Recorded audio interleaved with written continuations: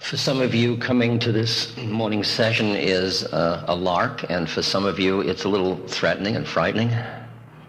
And I recognize all of that, and I appreciate that we all realize that part of our agenda as people of any age is to find some way of being with the idea of death.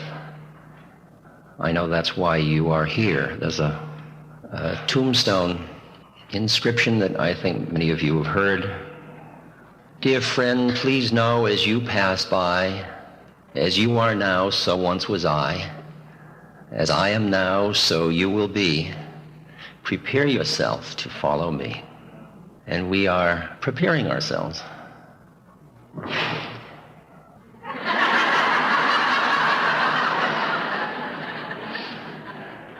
Take that as a blessing from beyond. I realize it's very presumptuous to get up and talk about death as if I know. But I have a lot of chutzpah. That's Sanskrit for...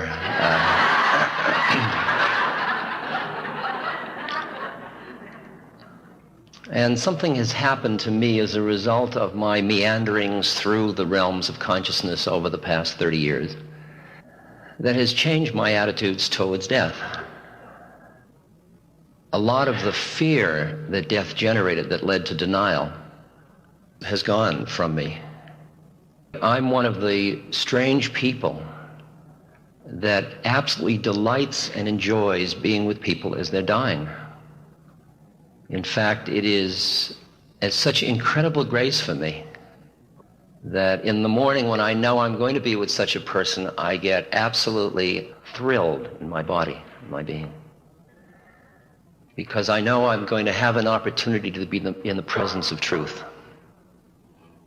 So I would like to share with you this perspective and stories and images and talk for maybe half of our time and then work with questions and answers.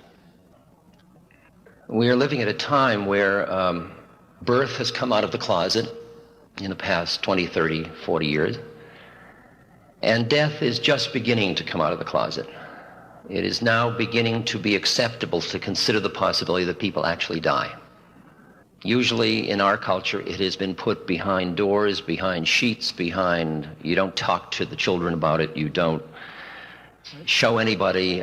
And for me, who has grown up in that culture, it was quite an experience when I started to live in India, where when somebody dies, they are put on a pallet and wrapped in a silk sheet or a sheet, and then carried through the streets to the burning grounds with Satya Satya, with the mantra being recited as they go through the streets. And the death is public for everybody to see. The body is right there. It's not in a box. It's not hidden.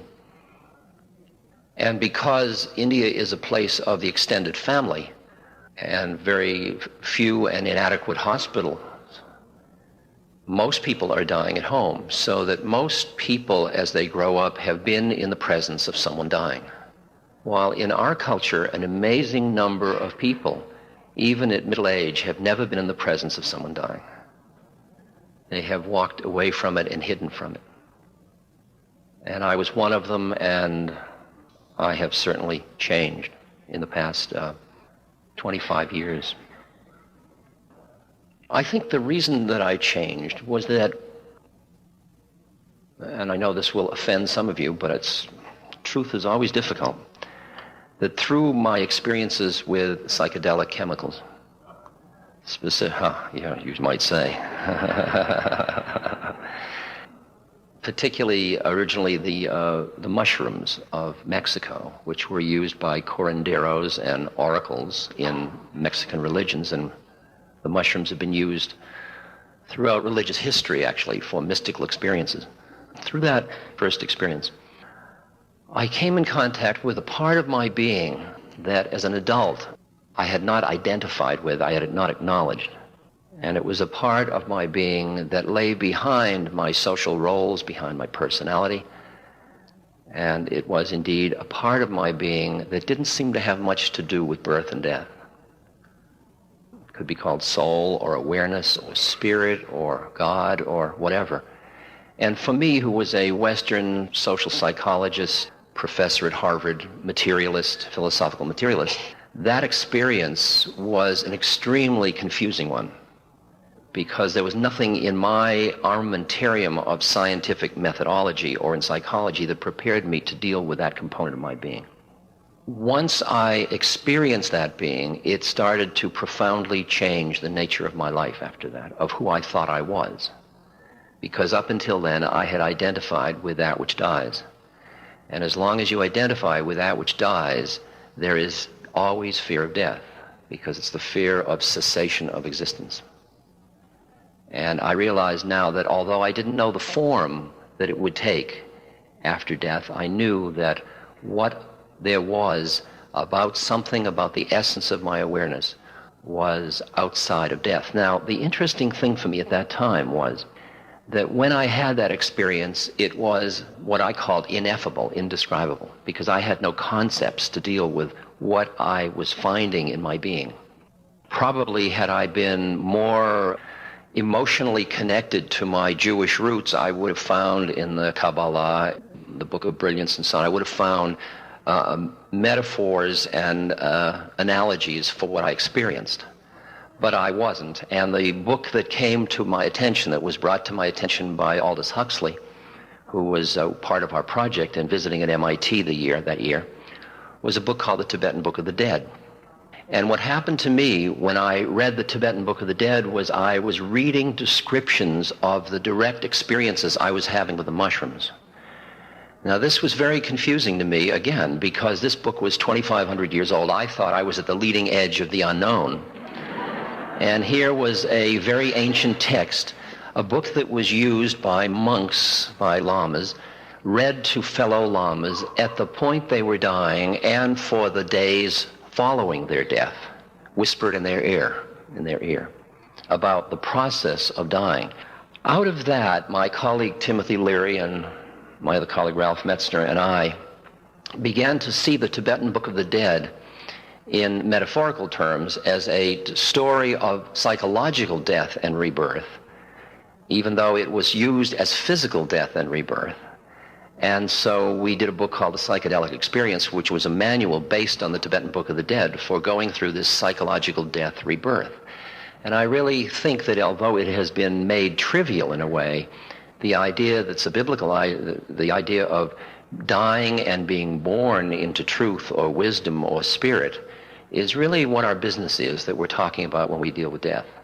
And that as you have extricated yourself from a solid identification with body and with personality and with materiality, you begin to have spaciousness to allow for the possibility that death may be part of process rather than end.